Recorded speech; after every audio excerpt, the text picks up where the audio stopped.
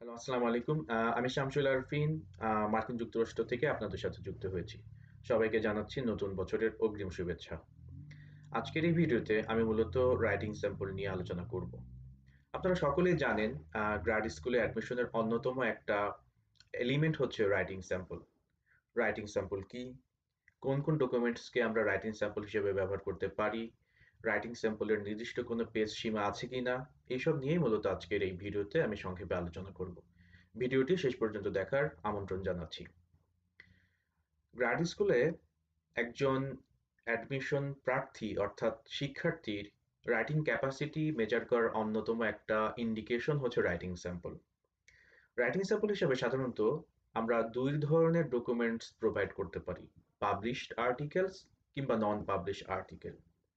Publish article বলতে মূলত আমি জার্নাল আর্টিকেলকে বোঝাচ্ছি।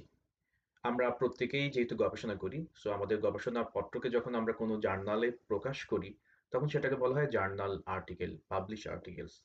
এইরকম আর্টিকেল থাকলে আপনারা রাইটিং স্যাম্পল হিসেবে দিতে পারেন।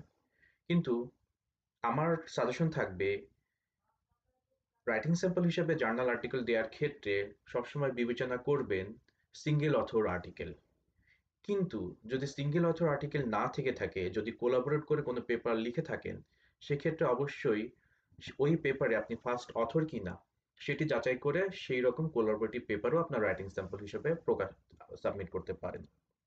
পাবলিশ আর্টিকেলের বাইরে নন পাবলিশ আর্টিকেলের মধ্যে ডিজার্টেশন চ্যাপ্টার, মনোগ্রাফ চ্যাপ্টার কিংবা ড্রাফট পেপার, যেটি হয়তোবা আমরা বিভিন্ন কোর্সে বিভিন্ন রকমের এসে কিংবা অ্যাসাইনমেন্ট লিখি, সেইগুলোকে আমরা রাইটিং স্যাম্পল হিসেবে প্রোভাইড করতে পারি।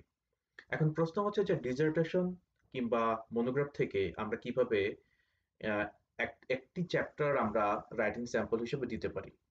এটি আসলে, এই সিদ্ধান্তটা আসলে আপনাকে ডিসাইড করতে হবে যে রাইটিং স্যাম্পলের জন্য একটা ডিসার্টেশনের কোন চ্যাপ্টার কিংবা মনোগ্রাফের কোন চ্যাপ্টার আপনি রাইটিং স্যাম্পল হিসেবে দিতে চান, depending on your research question.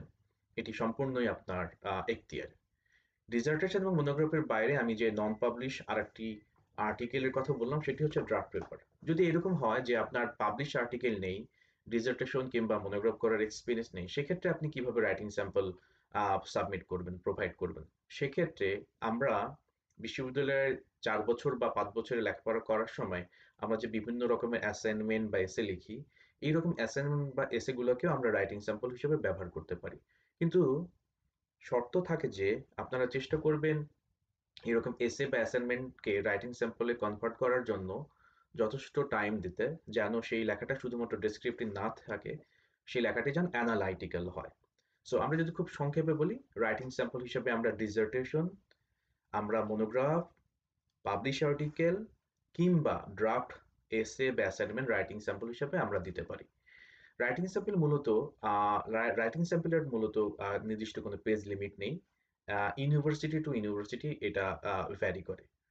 তারপরও আমরা গ্রসলি ধরে নিতে পারি যে 15 থেকে 30 পেজের মতো রাইটিং স্যাম্পলটা হয়ে থাকে। আপনারা রাইটিং স্যাম্পল দেওয়ার ক্ষেত্রে যে বিশ্ববিদ্যালয়ে আবেদন করবেন, সেই বিশ্ববিদ্যালয়ের ওয়েবসাইটে ঢুকে তাদের যে নির্দিষ্ট পেজ লিমিট সেটা দেখে নিয়ে আপনারা রাইটিং স্যাম্পল প্রোভাইড করবেন। এবং যদি সম্ভব হয় এই রাইটিং স্যাম্পল আপনারা কাউকে না কাউকে দিয়ে চেক করিয়ে নিবেন। আজ এ পর্যন্তই। পরবর্তী ভিডিওতে আমরা রেজুমি বা সিভি নিয়ে আলাপ করব। সবাই ভালো থাকবেন। সবার জন্য শুভেচ্ছা রইল। আসসালামু আলাইকুম।